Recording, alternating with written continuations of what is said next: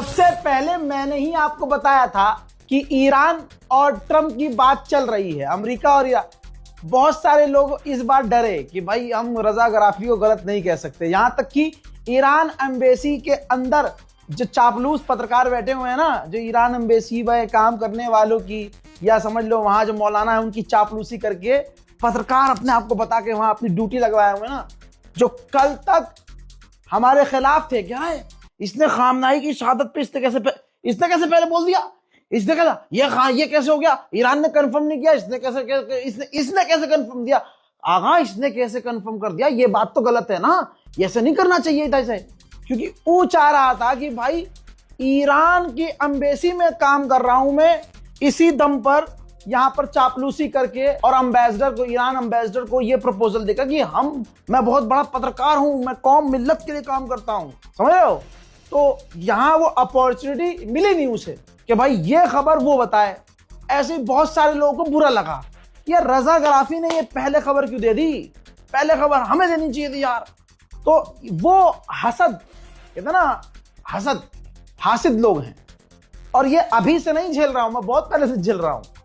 लेकिन दोस्तों, वक्त की मार, व तो इज्जो मन तशा व तो जिल्ल मन तशा, इज्जत और जिल्लत देने वाला अल्लाह है। तो दोस्तों, जो कल तक खिलाफ थे, अब चुपके हमारी ही रील देखकर, हमारी ही वीडियो देखकर, हमारा ही सोर्स कट करके वीडियो में अपनी चिपका के बयान दे रहे हैं, वीडियो बना रहे हैं। अल्लाह तुम्हारा भला करे, यही तुम्हारी औकात है।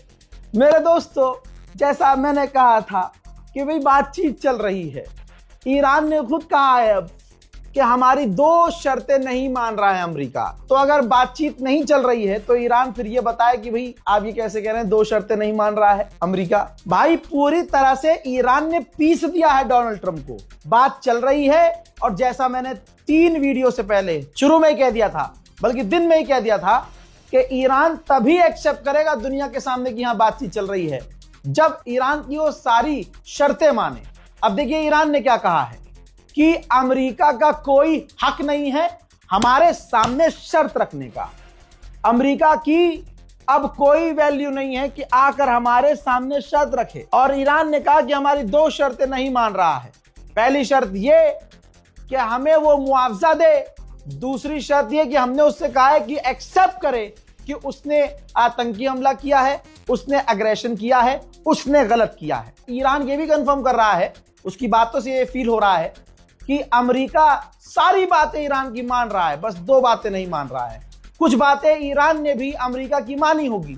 जो पहले से ईरान कहता है कि परमाणु नहीं बनाएंगे, ईरान ने कह दिया होगा परमाणु नहीं बनाएंगे।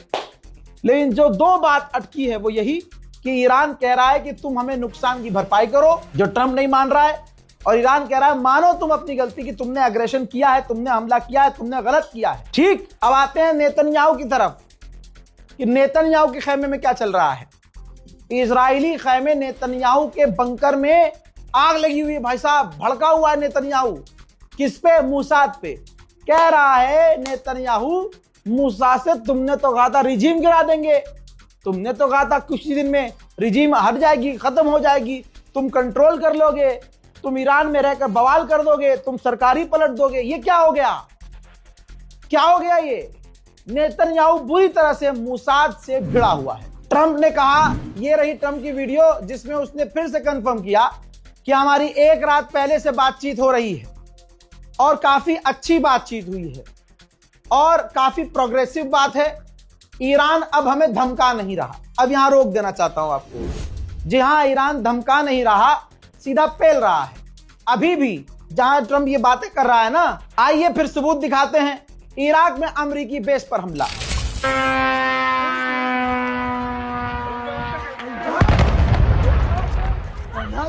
हुआ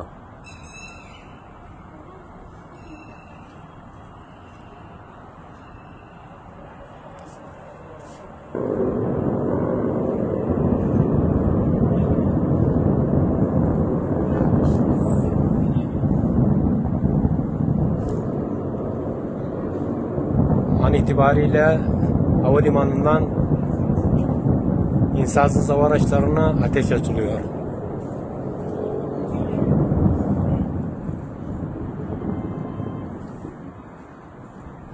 Ova.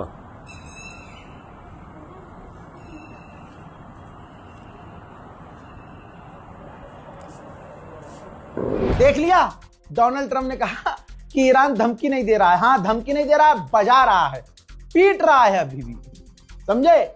अब आइए सवाल ये कि भाई ट्रंप ने एकदम से पलटी क्यों मारी, ट्रंप ठंडा कैसे पड़ गया, ट्रंप अचानक से पीछे कैसे हट गया। खबर यह है कि डोनाल्ड ट्रंप के ऊपर एलाइज का प्रेशर था, पूरे यूरोप का और अरब देशों का प्रेशर था। अरब कह रहे थे कि लड़ाई बंद करो वरना वो हमारे इंफ्रास्ट्रक्चर को बर्बाद कर देगा, आप तो दूर बैठे हो। यूरोप कह रहा था कि जंग खत्म करो, तेल और गैस के दाम हमारे यहां महंगे हो रहे हैं। पूरी दुनिया में मार्केट का भी प्रेशर था ट्रंप के ऊपर, एलाइज का प्रेशर, मार्केट का प्रेशर, डोनाल्ड ट्रंप की यहां हवा टाइट।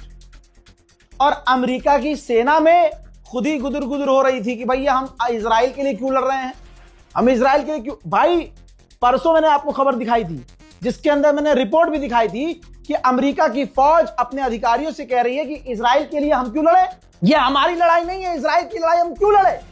जब ये सवाल उठने लगा तो अब ये भी बात सामने आई कि यह भी एक बड़ी वजह है कि ट्रंप ने तुरंत टोन चेंज की, ईरान पर बड़े हमले करने से मना किया और इजराइल को भी रोका कि ईरान की फील्ड को, गैस फील्ड को, उसकी रिफाइनरी को मत उड़ाना। और डोनाल्ड ट्रंप यानी अंधभक्तों का जो बाप है, नाजायज बाप, ईरान का पेशाब पीने को तैयार हो गया। जहां ट्रंप ने कहा कि ईरान अब धमकी नहीं दे रहा है, बिल्कुल सही बात है, उधर ईरान ने ऐलान किया है कि हमने लास्ट हमले में जुल्फिकार नाम की मिसाइल का इस्तेमाल किया है। अल्लाह अकबर, मैंने क्या कहा था, हैदर के लाल कैसे लड़ते हैं, और अगर हैदर के लाल लड़ रहे हो तो उनके हाथ में जुल्फिकार ना हो, ऐसा कैसे हो सकता है मुन्ना भैया। जिस मिसाइल को दागा, जिस मिसाइल ने इजराइल और अमेरिका के बेस के ऊपर कच्चे उड़ा दिए, उस मिसाइल का नाम जुल्फिकार है। यहां तक कि मामला इतना गंभीर है कि नेतन्याहू को अमेरिका का वाइस प्रेसिडेंट फोन करके बताने वाला है कि ईरान को, तुम्हारे बाप को हम मनाने की कोशिश कर रहे हैं और फिलहाल अभी ईरान से ये बात हुई है। अब देखो, ये वीडियो अपलोड होने तक अमेरिका और इजराइल पिछले कई दिनों से कोशिश कर रहे हैं जीत का ऐलान कर दें, वो कुछ भी कहेंगे। मीडिया के आगे आकर वो शेर बन रहे हैं, पब्लिक प्लेस में आकर वो शेर बन रहे हैं, मीडिया के सामने बयान दे रहे हैं कि बस अमेरिका के स्टेटमेंट ऐसे होंगे। लेकिन मैं अंदर खाने की आपको तमाम बात बता रहा हूं, इसको याद रखिएगा। जैसे ही ट्रंप ने वो ट्वीट किया था कि मैंने ईरान पर हमला करने से मना कर दिया है कि बड़े हमले न करना, तुरंत तेल के दाम घटे थे, मैंने दिखाया था। अब जब ये कंफर्म हो गया कि ईरान भी बात कर रहा है, तो ये देखिए तेल के दाम तेजी से $95 प्रति बैरल हो चुका है, गिर रहा है दाम। ईरान को ये भी है कि ये धोखा देगा, फितरत है, तो ईरान ने धमकी दी है कि अभी भी स्ट्रेट ऑफ हॉर्मूज हमारे कंट्रोल में है, हम जब चाहे माइंस बिछा सकते हैं। अगर अमेरिका ने कोई भी एग्रेशन दिखाया और कोई भी चालाकी दिखाई तो जवाब मुंह तोड़ दिया जाएगा। हजरात मोहतरम, वहीं मीडिएटर्स, जी हाँ, जो देश हैं मीडिएटर्स, वो प्लानिंग कर रहे हैं कि इस्लामाबाद में मीटिंग कराई जाए ईरान की और अमेरिकी ऑफिशियल्स की। यूएई के ऑयल कंपनी के सीईओ ने कहा है कि जो स्ट्रेट ऑफ हॉर्मूज को टारगेट किया जा रहा है, ये टेररिज्म है। अबे चुप हो जा, ईरान अगर सीरियस ले लेगा तेरे बयान को तो बचा कुचा जो तुम्हारा तेल है ना वो भी निमट जाएगा, सिर्फ 3-4 ड्रोन हमलों में। मैंने पहले ही कहा था, अब तो यकीन करो, रजाग्राफी की बात जबान झूठी नहीं हो सकती खबरों के मामलों में। दोस्तों, कहा था ना पाकिस्तान इसमें इन्वॉल्व है। पाकिस्तान के प्रधानमंत्री शहबाज शरीफ ने अब ईरान के राष्ट्रपति पेजेश्कियान से फोन पर बात की है, काफी लंबी। हजरात मोहतरम, अमेरिका ने मामला, क्योंकि अभी बॉर्डर पर है, ऐसा नहीं है कि डील हो गई है, तो अमेरिका ने अपने लोगों से ओमान में कहा है कि बाहर मत आना, अभी शेल्टर में रहो।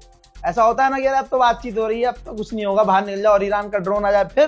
तो इसलिए अमेरिका ने अपने लोगों से ओमान में कहा है कि शेल्टर में रहना। एक और खुशखबरी दूं आपको, ये जो सुअर नेता है इजराइल का बेंजवीर, IRGC ने इसको असैसिनेट करने की कोशिश की थी। भाई साहब 7 जमीन के नीचे छुप गया है जाके, मूसाद ने इसको बाल बाल बचाया है और अब ये जो है छुपा फिर रहा है, खौफ में है, आवाज नहीं निकल रही है। फिर से कह रहा हूं कि अमेरिका और इजराइल पर भरोसा नहीं करना चाहिए, क्योंकि इस बार तो ईरान भी नहीं कर रहा है। इजराइल दूसरी तरफ से, उसकी आदत है जब डील होने वाली होती है और अमेरिका के टेररिज्म काउंटर के हेड ने, ठीक है, जो रिजाइन दे चुके हैं, वो पहले ही बोल चुके हैं कि इस डील को इजराइल खराब कर सकता है, क्योंकि इजराइल जब भी डील होने वाली होती है तो सामने वाले के यहां बड़े हमले करता है। तो इधर डील की बातचीत चल रही है, उधर इजराइल ने तेहरान पर, ईरान पर बड़े हमले किए हैं। देखिए,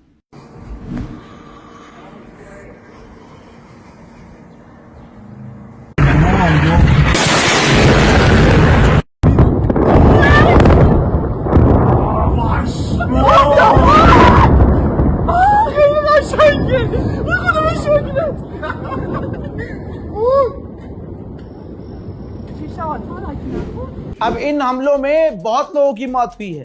सिर्फ उर्मिया के इलाके में, जो ईरान का इलाका है, 5 लोगों की मौत हो गई है। हजरात, मैंने आपको बताया था, ये लीजिए, कि ईरान के एक टॉप न्यूक्लियर साइंटिस्ट को इजराइल ने असैसिनेट किया है। तो अब ईरान ने मान लिया है, ईरान ने कबूल किया है कि सिर्फ ईरान का हमारा वैज्ञानिक नहीं, बल्कि उनकी एक बेटी, एक छोटा बेटा और उनकी धर्मपत्नी, जी हाँ, यानी पूरा परिवार इजराइल ने कत्ल कर दिया है।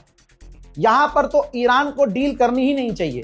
ये मेरा ओपिनियन है, कोई सुअर की औलाद ये ना कहे कि ये ईरान को ज्ञान दे रहा, ज्ञान नहीं दे रहे हैं, मन के अंदर की बात। इसी के साथ चलो भैया, जो रील वाले हैं, नकली पत्रकार, चलो चलो कॉपी करो, कॉपी करो पापा की, हाँ, और सोर्स चिपकाओ और रील बनाओ।